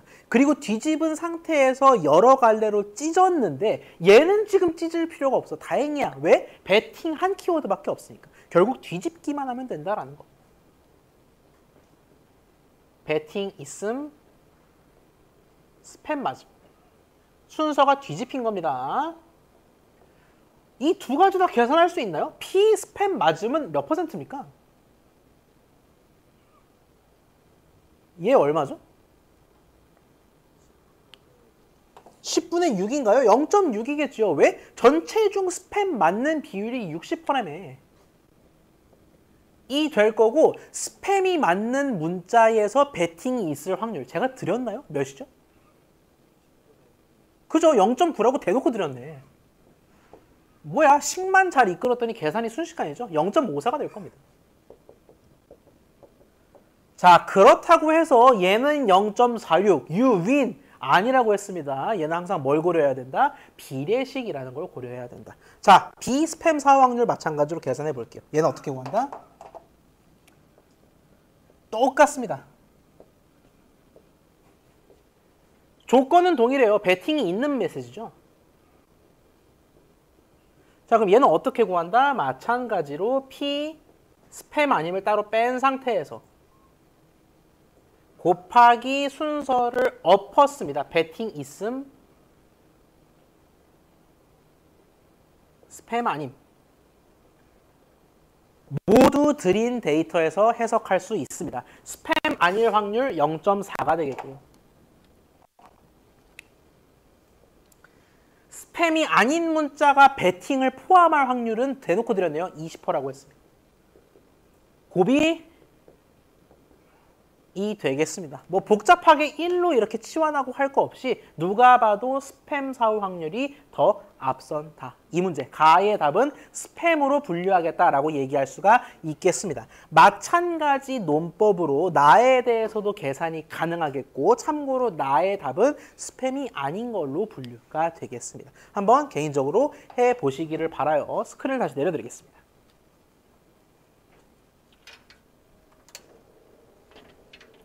근데 제가 시작은 야구로 했고 여러 가지 사례가 다 가능하잖아요. 우리가 분류 문제가 세상에 너무 많기 때문에 굉장히 많은 사례들을 제시해 드릴 수 있었는데 왜 굳이 스팸 메시지라는 요걸 가지고 문제를 드렸을까? 실제로 스팸 메시지, 스팸 메일을 분류하는데 이 나이브 베이지 분류기가 실무에서 쓰이기 때문에 그렇습니다. 굉장히 투박해 보이고 어찌 보면 직관적이고 단순해 보이지만 이 분류기가 실제로 유용하게 쓰인다라는 거예요. 그래서 특히나 이렇게 스팸 문자, 스팸 메시지를 분류할 때는 NB 스팸 필터라는 이름으로 더 많이 써요. 여러 가지 키워드를 바탕으로 통계가 있을 테니까 그거에 기반해서 이건 스팸 메일이다, 이건 아니다 라고 분류하는 게 실제로 쓰인다라는 거죠. 여기까지 질문 있을까요? 자, 시간이 조금 애매한데 좀 일찍 쉽시다. 저희는 10분 쉬었다가 53분부터 로지스틱 회기 세 번째 테마로 이어가도록 하겠습니다. 53분에 뵙겠습니다.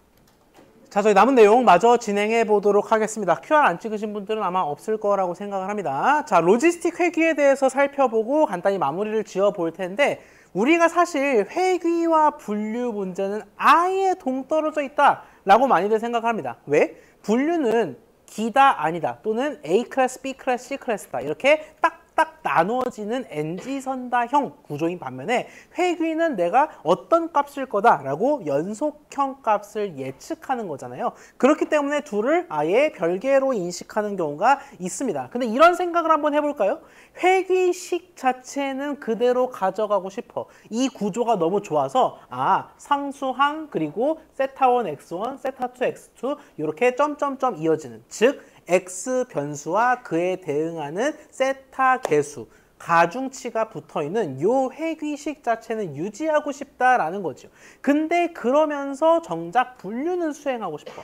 자, 이게 사실 쉬운 논의는 아닙니다. 왜냐하면은 이런 식으로 했을 때 y값이 범위가 어떻게 되냐면 사실상 마이너스 무한부터 무한까지 다 가능하기 때문이죠. 물론 우리가 내신 평균 등급에는 1부터 9까지의 제약이 있고 모의 원점수 총점에는 0부터 300까지 제약이 있기 때문에 y가 대충 어느 정도 범위로 수렴하겠지만 어찌됐든 이 회귀식의 계산 결과, 산식의 결과는 마이너스 무한부터 무한까지 모든 실수가 다 가능하기 때문에 이걸 가지고 분류를 수행하기에는 좀 어려운 부분이 있다라는 겁니다.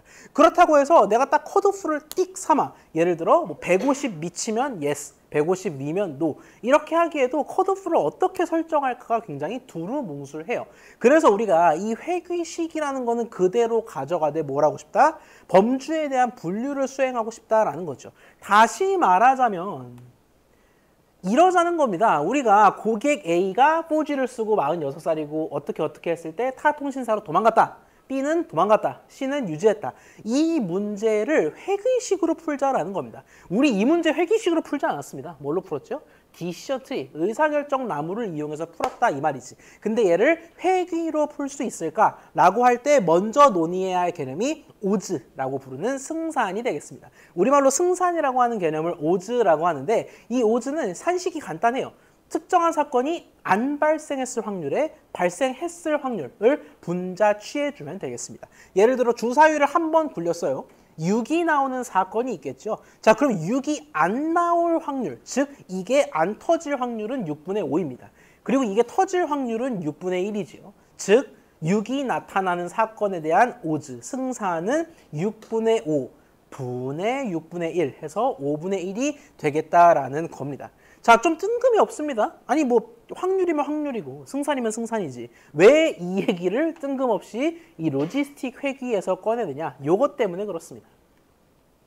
자, 로지스틱 회귀라는 거는요. 결국 본질은 뭡니까? 본질은 뒤에 있잖아요.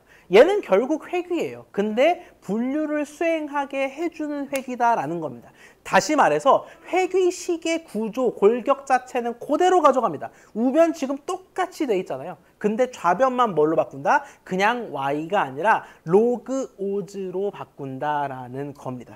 그래서 제가 오즈를 정의한 거예요. 승산이 로지스틱 회귀식에 쓰이기 때문에, 그렇기 때문에 제가 로그 승산을 여러분께 소개해드리기 앞서서 승산을 정의해 드린 겁니다. 즉 우리가 분류라는 거는 기다 아니다 하잖아요. 방금 전 요것 또 말씀을 드리자면은 타 통신사로 이탈하는 것을 사건의 기준으로 삼을 때, 타 통신사 이탈을 사건의 기준으로 삼을 때 P가 이탈할 확률이라고 한다면 이탈에 대한 승산은 어떻게 표현 가능해요? 1마 P분의 P로 표현 가능하다라는 거죠. 여기서부터는 좀 칠판에 쓸게요.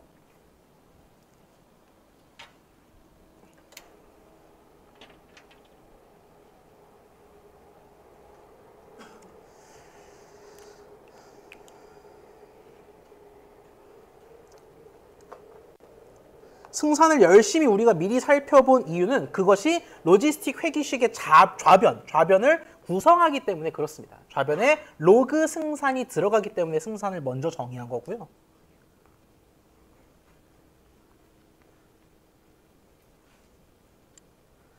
자, 우리가 이탈한다를 사건의 초점으로 두고 보자면은 이탈할 확률을 P라고 정의할 수 있잖아요. P, 프로버빌리티를 따서. 자, 그러면은 승산은 P에 대해서 표현이 가능합니다. 어떻게 표현할 수 있겠어? 이탈하지 않을 확률, 즉 1-P분의 이탈할 확률, P가 바로 이탈에 대한 오즈가 되겠습니다. 그래서 우리가 보통 오즈를 뭐라고도 표현한다? 1마 P분의 P로도 표현하겠다라는 겁니다. 요거를 안고 간 채 다음 슬라이드로 가도록 할게요. 자, 우리가 오늘 오즈, 승산이라는 개념을 새로 본 이유는 결국 로지스틱 회귀 모형을 잘 정의하기 위해서입니다. 그러면 승산이 어디 등장하느냐? 바로 이 로지스틱 회귀식 좌변에 등장을 해요.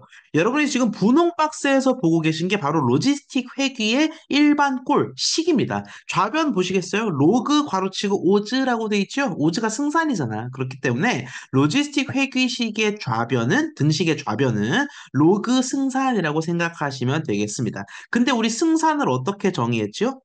안 일어날 확률분의 일어날 확률이었죠. 즉 로그 오즈라는 거는 뭐나 진배 없다. 좀 이따가 애니메이션으로 띄워드리겠지만 로그 오즈라는 건 로그 1마 P분의 P. 여기서 P는 그 사건이 일어날 확률이겠습니다. 이렇게 우리가 좌변을 정의할 수 있다라는 겁니다. 자, 근데 우변은 우리 뭐예요? 로지스틱 회귀는 결국 분류를 수행하긴 하지만 본질적으로는 회귀거든. 이름부터 회귀잖아. 그렇기 때문에 우변은 회귀식의 그것 그대로 쓴다라는 겁니다. 아하, 세타 제로, 세타 1 x1, 세타 2 x2 이렇게 상수항 더하기 개수 곱하기 변수꼴을 그대로 가져간다라는 겁니다. 자, 그러면 우리가 이 로지스틱 회귀식을 조금 다르게 표현하면 어차피 거기서 거기 의미이긴 하지만 이렇게 나타낼 수 있다라는 겁니다. 방금 말씀드렸죠? 승사는 1와 P분의 P라고 그래서 이런 꼴로 나타낼 수 있다라는 겁니다. 자, 근데 우리 사실 관심 가지는 건 뭐겠어요? P값 아니겠습니까? P값이라는 거는 어떤 사건이 벌어질 확률을 의미하고 여기서는 결국 어떤 클래스로 분류될 확률을 의미하는 거잖아. 예를 들어 내가 1 클래스로 분류될지 말지를 고민하고 있다면은 이 P라는 거는 1 클래스로 분류될 확률을 나타내는 거기 때문에 결국 그 확률, 그 P값이 0.5보다 크다면 아 얘네 1클래스 가겠구나 라고 생각하면 되는 거고 결론적으로 P값이 0.5보다 낮다면 얘네 1클래스 말고 0클래스 가겠는데? 라고 얘기할 수 있는 겁니다. 그래서 결국 이 P가 0.5 우 아래 이게 중요하다라는 거죠. 결국 우리는 이 식으로부터 뭐를 얻고 싶어 하냐? P값 그 자체를 얻고 싶어 한다라는 겁니다. 자 그럼 식을 좀 변형해 볼게요. 우리가 가장 쉽게 변형할 수 있는 건 이 P값을 얻기 위해선 이 복잡 단안한 로그부터 벗겨야 되지 않을까? 그래서 로그를 벗기기 위해서 양변에 2의 승수를 취해주겠습니다. 그 자연상수 알파벳 2 얘기하는 겁니다. 양변에 2승 때리면 로그 사라지고 우변은 2의 전체 승이 되겠습니다. 회귀식 승이 되겠지. 자, 그러면 우리 여기서도 P값을 쉽게 얻기 위해서는 양변, 분모, 분자를 뒤집을 필요가 있어 보입니다. 좌변의 분모, 분자를 뒤집으면 즉 여기에다가 전체 어이구 잘못 눌렀네. 전체분의 1, 전체분의 1. 이렇게 때리면 좌변의 경우에는 어떻게 변한다? P분의 1마 P가 되고 얘는 곧 P분의 1 빼기 1이 될 겁니다. 우변은 우리가 음의 승수로 표현할 수가 있겠죠. 즉 이렇게 식이 바뀔 겁니다. P분의 1 빼기 1은 2의 마이너스 전체승이 될 거고요. 자, 일단 1, 거추장스러운 마이너스 1은 이항시킬 수 있겠고요. 이항시킨 다음에 다시 또 뒤집으면 우리가 바로 P값을 얻을 수 있다라는 겁니다. 이항시키고 뒤집으니까 1 더하기 2 마이너스 승수 분의 1로 표현할 수가 있겠습니다. 자, 근데 이때 우리가 주목할 흥미로운 사실이 뭐냐면요. 이 P의 범위가 어디인지를 살펴볼 필요가 있어요. 자, 우리 이 우변, 제가 지금 밑줄을 좀 치겠습니다.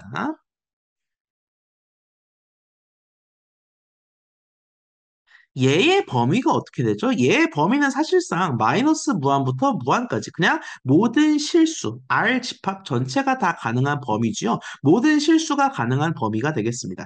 자, 그러면 우리 2의 마이너스 몇 승을 할 때 그 몇 승, 제가 지금 위에 밑줄 친 거랑 아래 밑줄 친 거랑 똑같잖아요. 얘의 범위가 마이너스 무한에서 무한이라는 건데 만약에 얘가 제가 밑줄 친 값이 마이너스 무한일 정도로 아주 작다라고 생각을 해볼게요. 그러면 P는 어떻게 표현할 수 있겠습니까? 만약에 얘가 마이너스 무한이다 라고 한다면 P는 1 더하기 2의 무한. 왜? 마이너스 마이너스 무한이니까. 분의 1이 되겠고 이 말인즉슨 분모가 겁나 큰데 분자가 1이에요. 즉 P가 0, 양수긴 하지만 0에 아주 가깝다라는 거죠. 즉, P가 0부터 몇 가지를 가진다라는 걸 알 수가 있는데, 자, 여기서 또 흥미로운 게 뭐냐면은, 이제는 무한, 즉, 밑줄 친 게 무한이라고 한번 생각을 해보겠습니다. 바꿔서 얘기할게요. 이제는 이 밑줄 친 부분, 회귀식의 우변이 무한에 가까워진다. 굉장히 큰 값이다. 라고 생각을 했을 때 P 전체 값은 어떻게 되냐? 1 더하기 2의 마이너스 무한 분의 1이 된다라는 겁니다. 우리 2의 마이너스 무한이 사실상 0이나 다름없다라는 걸 알고 있습니다.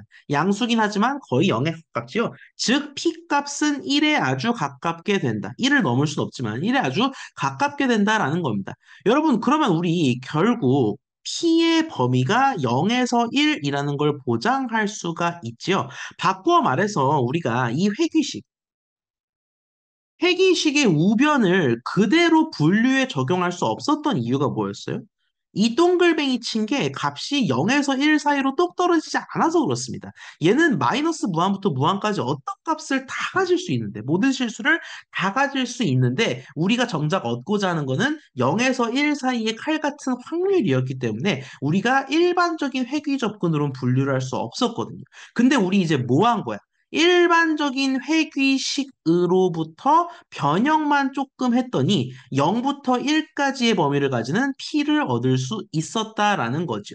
결국 뭡니까? 우리가 괜히 폼 날려고 로그 오즈 이꼴 이렇게 정의한 게 아니라 실제로 P가 0에서 1일 때 이 범위를 만족하기 때문에 우리가 좌변을 로그 오즈로 둔 거다라고 생각하시면 되겠습니다. 결국 회귀식의 꼴을 가지고 P값, 확률값을 얻을 수 있는, 그리고 그 확률이 0.5보다 높으면은 우리가 클래스가 1로 분류된다라고 얘기할 수 있는, 그게 바로 승산으로 정의하는 로지스틱 회귀식이다라는 겁니다. 아하, 이 식의 계산 결과 P가 2분의 1보다 넘는다면 우리는 클래스 1이라고 분류할 수 있겠다라는 거. 우리 이제 로지스틱 회귀식 정의를 완벽히 숙지한 겁니다.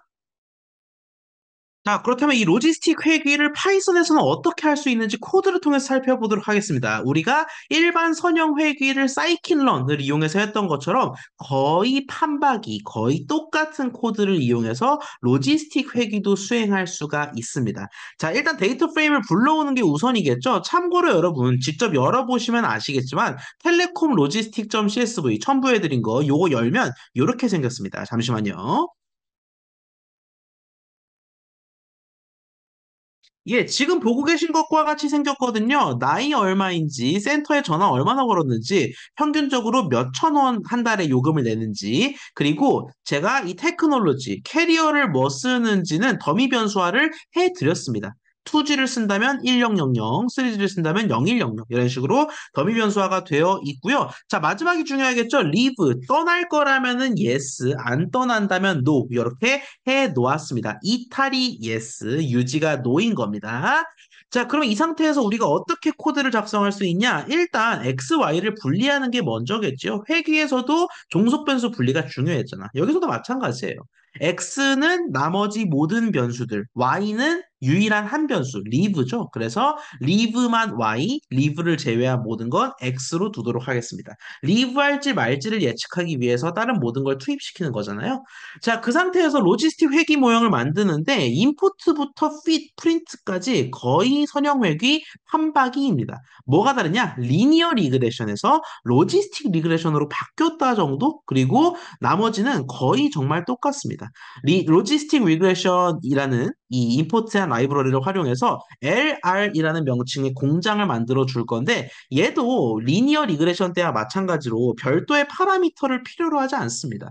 애초에 이 식의 구조는 유일하니까 데이터셋이 주어진다면 이 식의 구조는 유일하기 때문에 우리가 뭐 파라미터 같은 거, K가 얼마 이런 걸 설정할 필요가 없다 이 말이지. LR 공장을 차려놓고 fit을 하겠습니다. X와 Y를 각각 넣음으로써 그러면 이 회귀식의 개수를 얻기 위해선 코에프를 활용할 수가 있겠고 이 회귀식의 상수항을 얻기 위해선 절편 역할을 하는 인터셉트를 호출할 필요가 있겠습니다. 자, 요거 그대로 작성하잖아요. 코드 한번 보여드릴까요?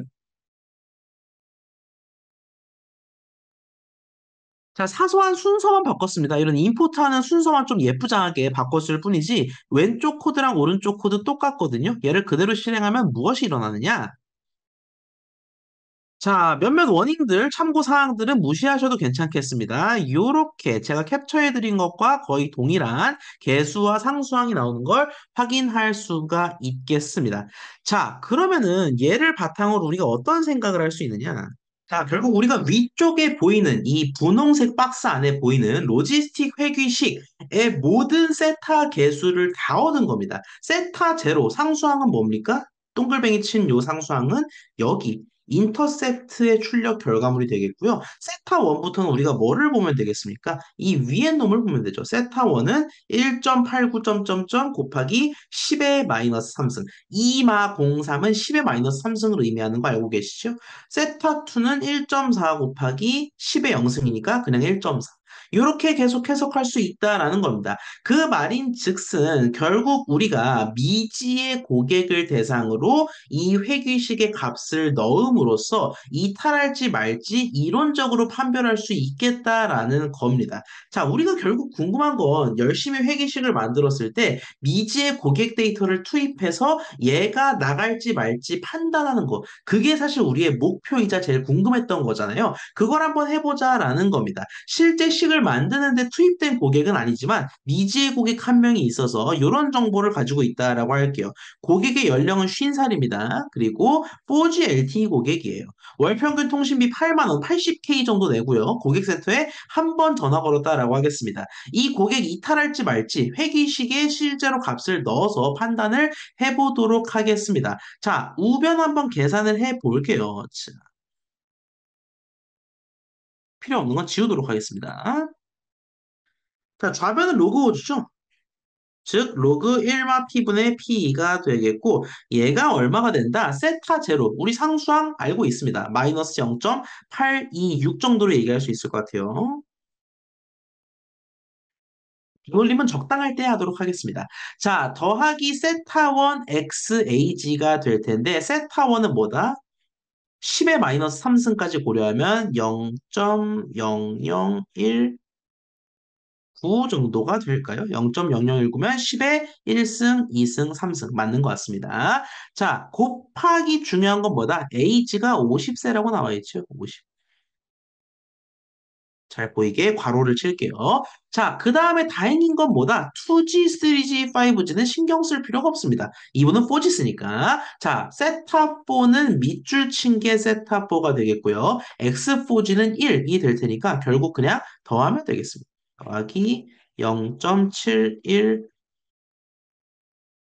정도로 우리가 할 수 있을까요? 71585 점점점이니까 716 정도로 우리가 카트할 수 있을 것 같습니다. 자, 그 다음에 우리가 세타6X 콜즈를 할 수가 있을 텐데 세타6는 여기 있고요. X 콜즈는 콜즈의 수가 1이죠. 즉 그냥 더하면 된다.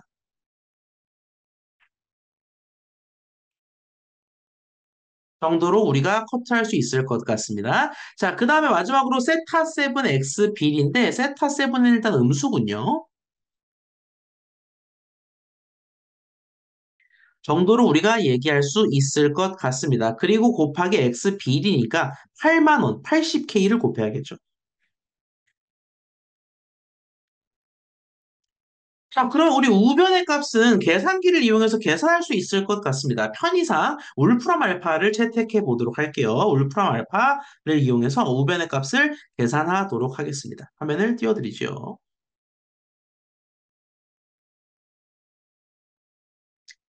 자, 함께 계산해 보도록 하겠습니다. 어떤 계산기를 쓰든 상관없지만 저는 여기서 어차피 뭐 2의 몇 승 이런 것도 계산해야 되니까 편의상 울프람 알파를 채택해 보도록 할게요. 다른 어떤 계산기도 괜찮습니다. 자, 마이너스 0.826 더하기 0.0019 곱하기 50 더하기 0.716 더하기 0.7153 빼기 0.0654 곱하기 80의 결과를 계산해 보도록 하겠습니다. 이미 나와 있지만 마이너스 4.53 정도다라는 걸 알 수가 있겠고요. 조금 간단하게 축약해서 정리하자면 이렇게 될 것 같습니다.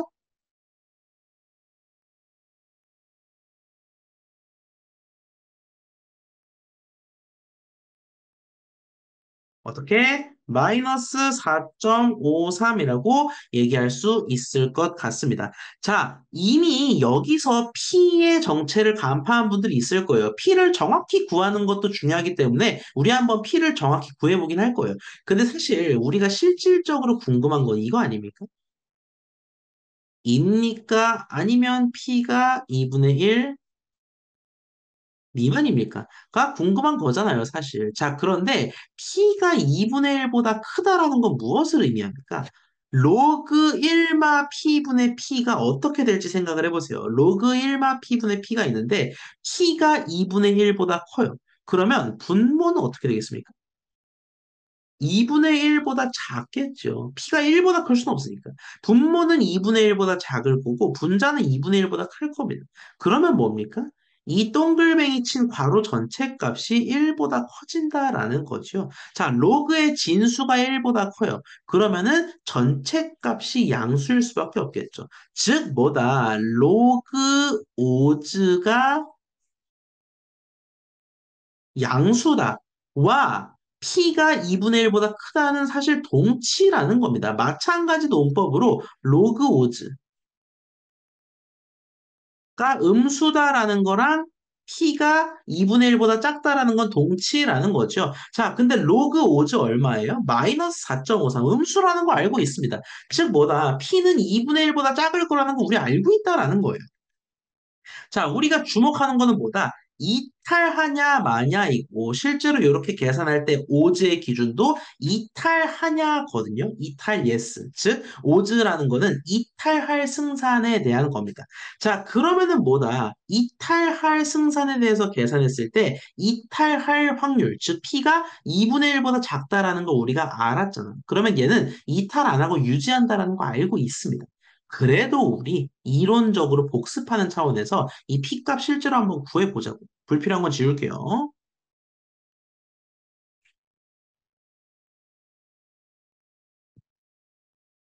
자, P가 이탈할 확률이라고 했을 때 로그 1마 P분의 P가 마이너스 4.53이다 라는 말인즉슨 양변에 2승 때리면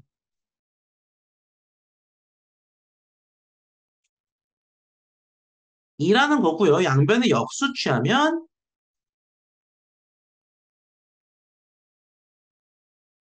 이라는 의미입니다. 1 넘기면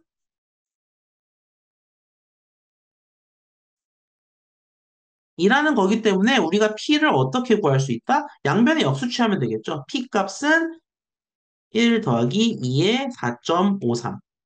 을 역수 취한 거겠죠. 그 값이 얼마인지 우리 알고 있습니다. 0.01 정도라는 것. 즉, P가 2분의 1보다 아주 작다. 이 고객은 이탈할 확률이 0.01에 불과하니까 유지될 거다라는 결론에 우린 도달할 수가 있겠습니다. 자, 이렇게 우리 숨가쁘게 분류를 위한 여러 가지 방법에 대해서 살펴보았는데요. 저희는 다음 주 10주차 수업에서 다시 만나기로 해요. 여러분, 고생하셨습니다.